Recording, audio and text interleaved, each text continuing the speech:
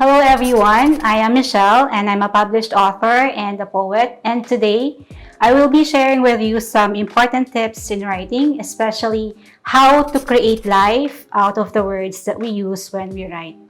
Imagine this conversation between a couple. The woman would say, "Oh, thank you so much, it was so nice of you to do that." And then the man would say, "Nah, it's okay, it was nothing." The woman would insist, "No, of course it was something." And then the man walks away and he would eventually realize that, "Oh yeah, I could have done better. I could have said better." Really, in life, we always say that. We always hear that from people around us. But most of the time, we have committed the, "I could have done better, I could have written better, or I'll make it up with you next time" crime. It's the same thing with writing. But the most important part in writing is the beginning, how to start, how to begin. So that is why today, I will be sharing with you some very important tips on how to kick off your writing skills. The first thing that you have to remember is to begin by seeing with the mind's eye. What do we mean by this? Our mind is like a picture gallery. It contains photos and images of the people, the places, the things, the events, and the processes that make up our understanding and knowledge of the world.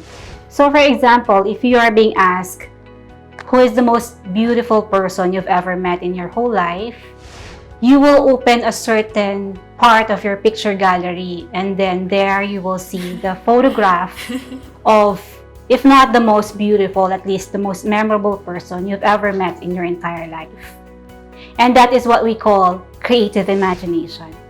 Creative imagination helps us solve problems, and at the same time, it helps us enjoy life. Our mind is very powerful that it can take us back to the past. It helps us remember the things that we did in the past, and at the same time, it helps us process our current situation. And consequently, it also helps us understand our future. So go ahead, look for your mind's eye, see the world clearly, differently this time, then remember, and then create, then lastly tell, or better yet, write. Number 2 is what we call sharpening our senses. What makes you enjoy life?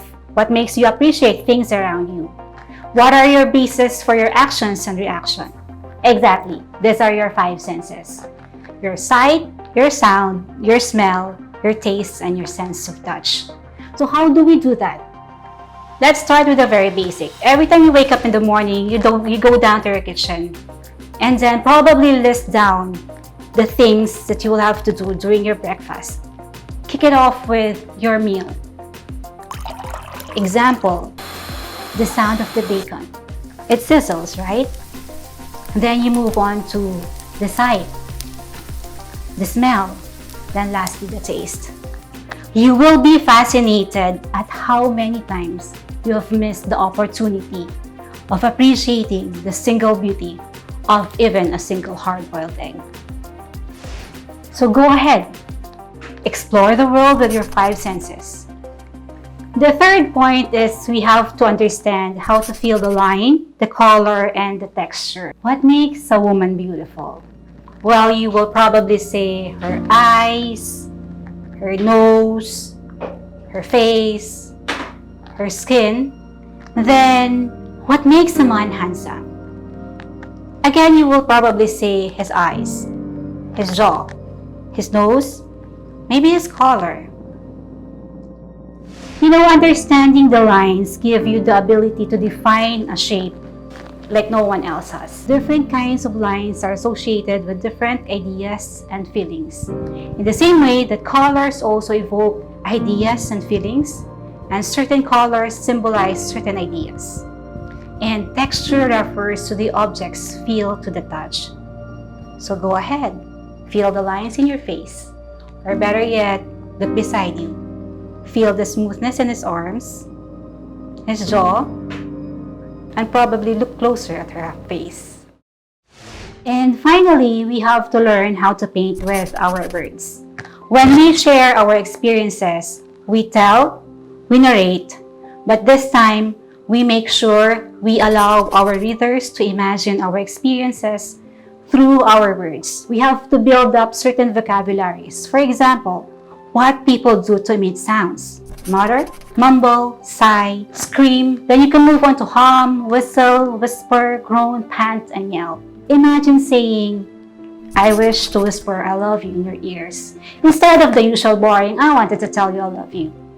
Or imagine saying, her almond eyes lay perfectly on her oval face, instead of the usual boring, her eyes are beautiful. Imagine how one single word can change the thought.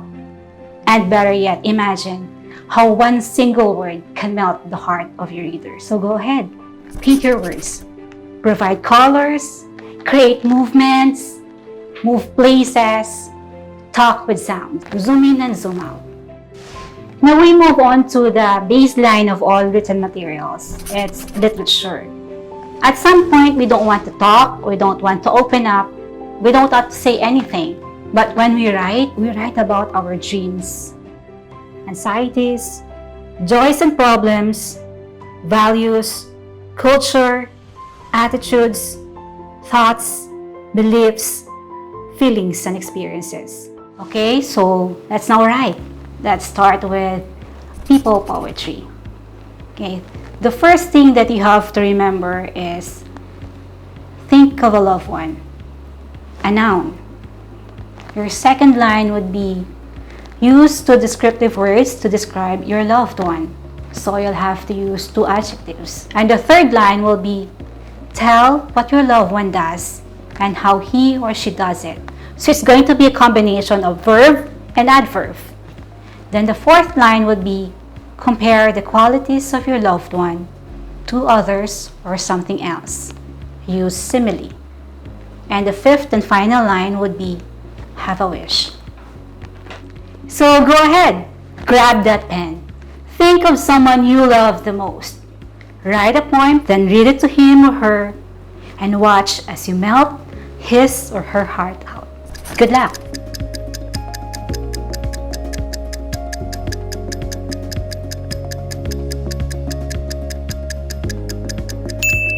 And here's what I got. Jim, gentle and sweet, loves tenderly as the moon loves the night. If only I could be with him. And now we move on to object poetry. Again, your first line would be a noun. Think of something you would like to talk about. Then your second line would be two adjectives again. And the third would be tell what the thing does and how it does. So it's again a verb-adverb combination. And then the fourth line, of course, you have to compare. Use simile. And finally, make a wish. Now go ahead, grab that pen. Think of something you want to talk about.